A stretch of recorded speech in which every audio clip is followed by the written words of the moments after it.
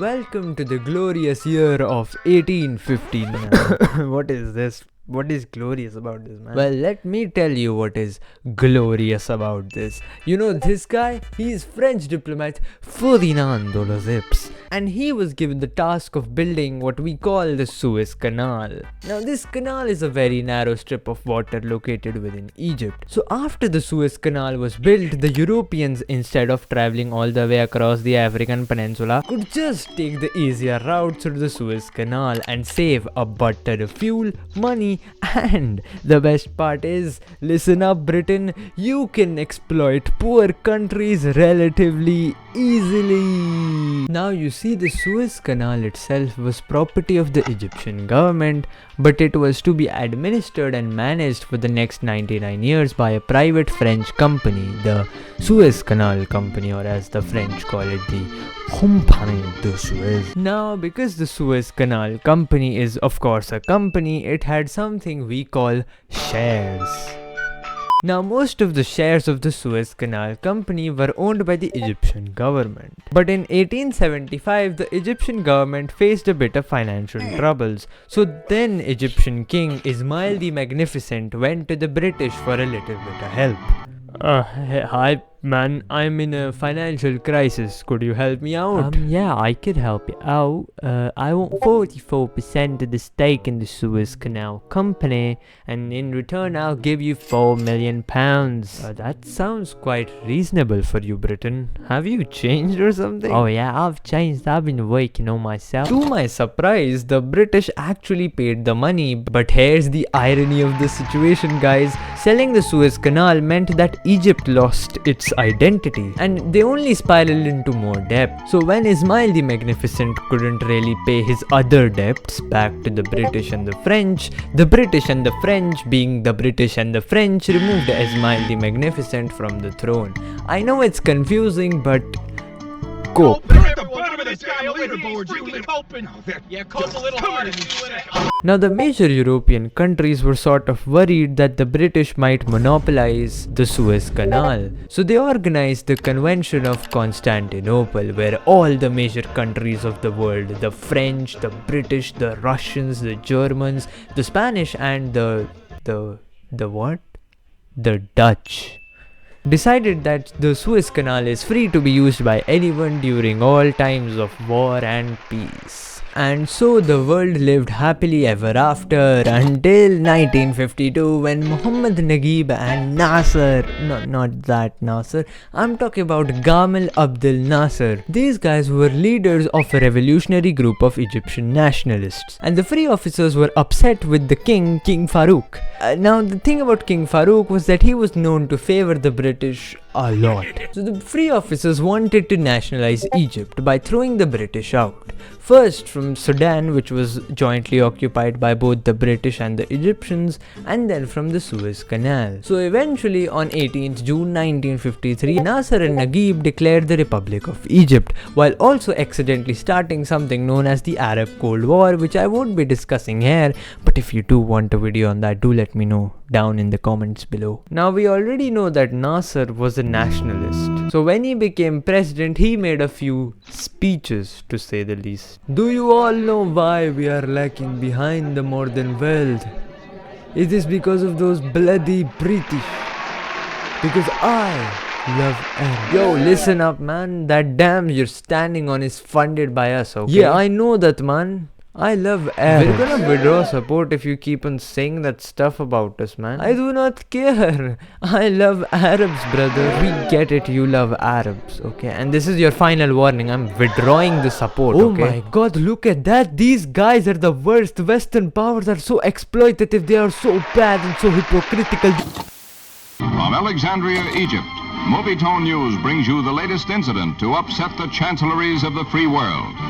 President Nasser delivering his fiery speech telling of his nationalization of the Suez Canal.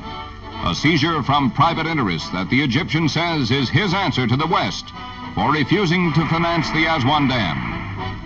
It's a situation fraught with implications. But undeterred, President Nasser raises his country's flag to symbolize his action. 26 July 1958 was the day Nasser announced the nationalization of the Company du Suez. Now, why did the Egyptians hate the British so much? Well, there were majorly two reasons. One is the same reason as the entire world, colonialism, and the other one is also the same reason as the entire world, Israel. Now we all know that Israel had a very powerful military which allowed them to win wars against Palestine. Now Nasser did not like Palestine losing because he loved Arabs. So he started advocating for an ideology known as Pan-Arabism, and this was Israel's worst dream come true. Like the worst dream come true. Pan-Arabism basically meant that all Arab nations should unite and become one. Now you can see Nasser already had pre-existing differences with Israel, but he also built new ones with Britain and France after the nationalization of the Suez Canal Company. The balls on this man. Now while Nasser was advocating for his ideology, someone in America was shitting his pants, and this was President Eisenhower. Now Eisenhower did not like Arab nationalism. He did not want America and the Allies to lose their influence over all that sweet oil, you know, Habibi, the oil. But at the same time, Eisenhower also knew that any military action against Egypt would push them to ally with the Soviets, which, if you know about the Cold War, you know that America does not want anybody allying with the Soviets. But the thing was that the buyout of the Suez Canal Company was completely legal. Nasser just bought out all the shares of the company, so why the war? Well, you see, the canal was the fuel of the British economy.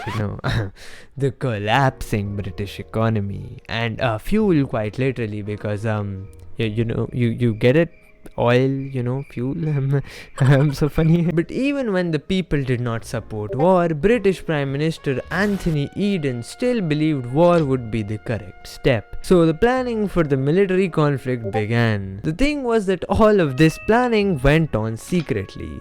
Why, you may ask? Well, the answer would be Eisenhower. Eisenhower threatened to sell American government bonds held by the British. Plus, the British economy was very fragile at the time, and the only way they could stop their economy from going into absolute ruin was taking loans from the International Monetary Fund. But the Americans did not allow that. And the third way was through the United Nations. But first, we're not going to talk about that. We're going to talk about the war.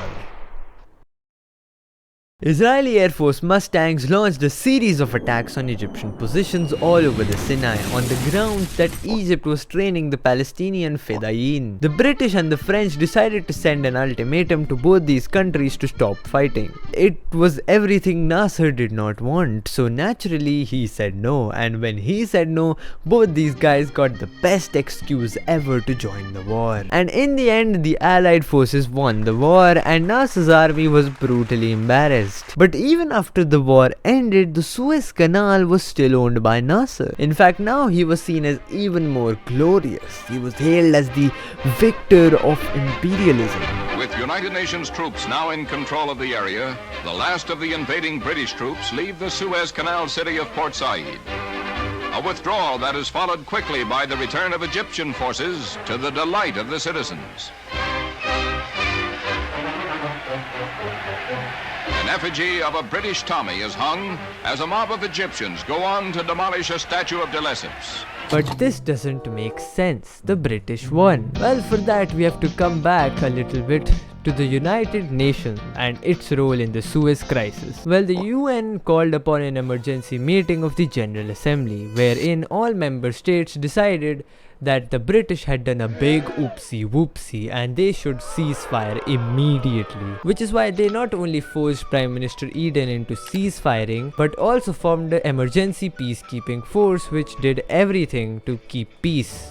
Because it was a peacekeeping force. And of course the British had almost won, but they still agreed to ceasefire. And I don't blame Prime Minister Eden for this because he literally was under international pressure from all sides. And I would like to quote Mr. Churchill over here because this is literally what I think. All in all, the Suez Crisis was just a huge prank on the entire world. The French lost their friendship with America. The British lost their last hopes of wanting to keep an empire. And Israel, well, for Israel Israel it was a win-win. They got access to the Red Sea and a casus belli for the future. The major thing was that this conflict showed the entire world that the British had lost their monopoly and center spot in global politics. Nevertheless, the war ended in a political victory for Nasser, majorly because now he was hailed as the conqueror of European colonialism. But on top of that, he had also become a major face of global politics. You see, he had done something which nobody ever could. He had not only taken military aid from Soviets and China, but also diplomatic help from Eisenhower. So we can say that Nasser had just become non-aligned.